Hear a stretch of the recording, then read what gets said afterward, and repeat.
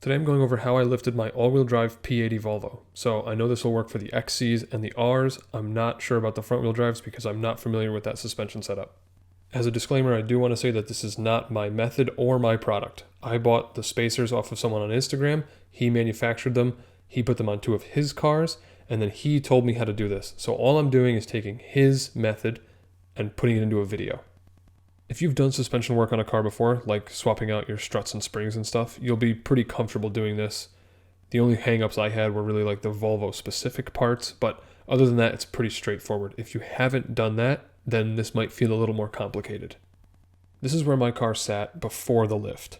It's on 195, so the tires are a little shorter, and the suspension, I believe, is original with like 102,000 miles on it, so maybe a little old, but this is where it sat. And after the lift, it was exactly 1 inch higher. So here's what I'll be putting on today. These two pieces are for your front struts. These center pieces I'm actually not using, they're for a more extreme lift. And these go under your rear springs. The hardware is for the front struts. Let's go over what you'll need. A pry bar, needle nose pliers, flathead screwdriver, punch, sledgehammer, breaker bar, torque wrenches, 13, 15, 16, 17, 18 mil wrenches, a 1/2 inch ratchet, extensions, 10, 12, 13, 15, 16, 17, 18, 19, and 21 mil sockets, a 1 1/16 socket. A strut spring tool is optional, but it does help. An impact gun is also optional, but if you live in a place where everything's going to be rusted, it makes quick work of all those suspension components versus doing it by hand. And with all that covered, it's time to dive in. The first thing you want to do is remove the ABS wire from this little plastic clip that's holding it to the strut, but mine broke off, so I don't have to do that.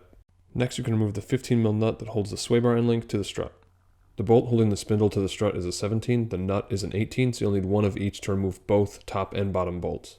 Before you disconnect the strut from the strut tower, it's a good idea to support the control arm and strut assembly because you don't want it to fall and damage your brake line or your ABS wire. The car is sitting on 4 stands, so the jack is available to do that, but you can do it with anything, a milk crate, block of wood, just whatever keeps the stress off the wire and the brake line. Remove the 3 13 mil bolts holding the strut to the tower itself, and then after that, the strut's no longer connected to the car and we can work on getting it out.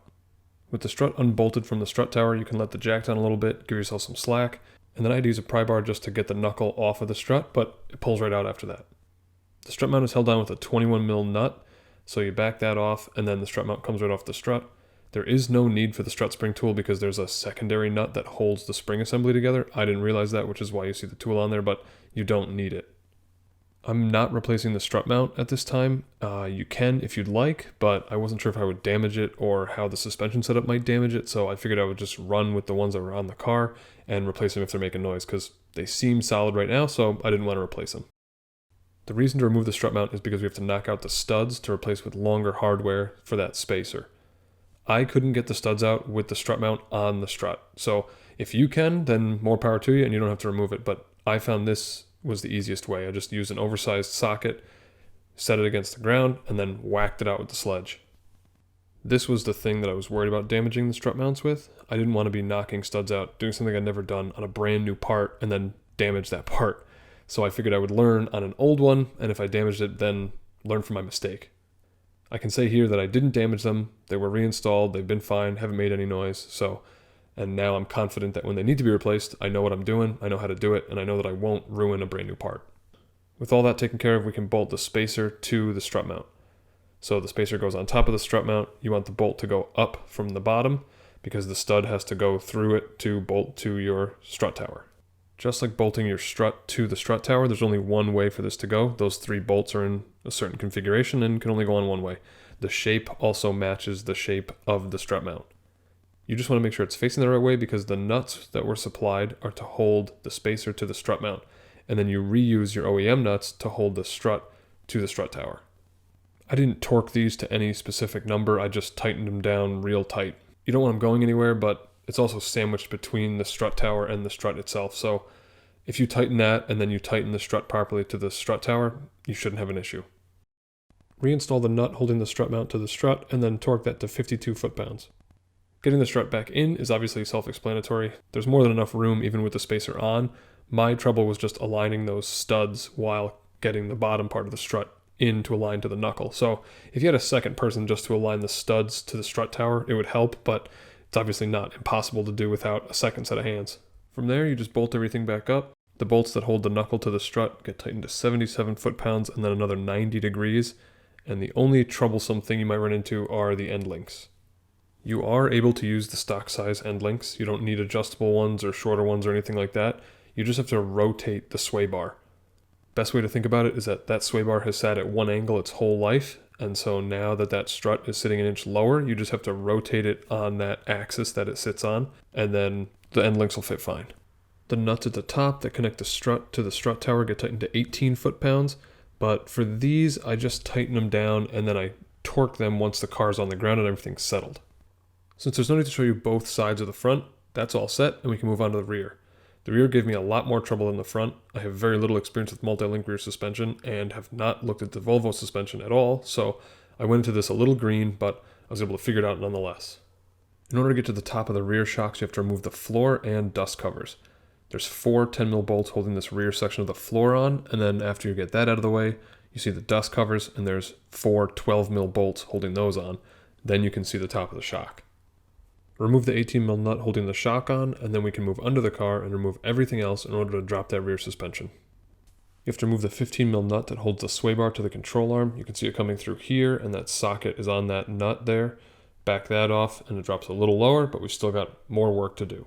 Next, you've got to remove the bottom bolt on the knuckle and the control arm portion. It's an 18mm nut and a 17mm bolt, but that bolt head is splined, so you don't have to hold it. You can just use the impact on the 18mm nut on the back, and it'll just take it right off. Up next is loosening this 18mm bolt, which is the jacking point, and then in front of that are 3 17mm bolts holding the front of the trailing arm to the body. According to Vita, you only have to loosen the jack point in order to get the spring out, but that wasn't the case for me. I had to remove it entirely. In addition to that, you have to loosen that bolt that holds the trailing arm to the lower arm. Vita states about 2 turns, so I could only do about a quarter turn at a time with the breaker bar that I had, but loosened it about 2 turns, and between that and removing that jack point, that was enough clearance to get the spring out. I didn't get this part on camera, but I used a pry bar to disconnect the lower arm from the knuckle, and then once that's freed up, the spring comes right out. Now, I guess depending on how crusty your car is, depends on how difficult it is to get the spring seat out, but I used a combination of screwdrivers and pliers to kind of dig it out of there. You want to make sure that you remember the orientation that it sat in so that it's the right rotation, and then clean the bottom of it out because you put your spacer in there and then assemble it all back together. There's not a lot of information on the all-wheel drive rear suspension setup, so disassembly was, kind of a mystery, but I showed you guys, I worked through it. Reassembly was a complete mess. I tried to follow the Vita procedure, that didn't work, I failed miserably, and so it was just a lot of exploration and frustration, and I didn't film it all, but I have the result of it, and I'm going to show you guys what I did to complete this and kind of go through how I figured it out. So hopefully this next little bit helps you out. Hopefully it goes a little faster than my procedure did. I know that my driver's side went faster than the passenger side because I kind of knew what I was doing at that point. If you have a procedure or tips and tricks on how to do this, please leave a comment. I'm going to have to work on this again at some point, and I'm already dreading it. So please, if you have more experience than I do with this, definitely leave a comment. Let us know what you do. Make sure the end link is lined up through the lower arm. Then move down to your knuckle and make sure that is lined up. And support all of that with the jack stand once it's at the right height. Then come around to the front, jack the arm up, and your jack point should be lined up. Run the bolt through there, but keep it loose. Then come in front of the mud flap. Make sure the jack point is underneath the arm, but these 3 bolts should now be lined up. Put a jack stand under that, and then that's all in place, and now you should be able to tighten everything. So it's quite the balance, but not impossible. This bolt isn't in place, but it gets tightened to 80 Newton meters or 59 foot-pounds. The 3 lateral link bolts are 65 Newton meters or 48 foot-pounds, and then an additional 60 degrees. Finally, the jack point bolt is 105 Newton meters or 77 foot-pounds with an additional 90 degree angle tighten. And that about wraps things up. Here's the car on a new set of tires. They're actually 205 70 R15s, so you can fit a little bigger tire with the lift, and there's 0 rubbing on suspension compression or full steering lock. I hope you enjoyed the video and found it helpful. If you have any questions, please leave a comment. I'm not an expert on lifting these cars. This is the first time I've done something like this, but I'll help you out as much as I can. Thanks so much for watching, and don't forget to subscribe.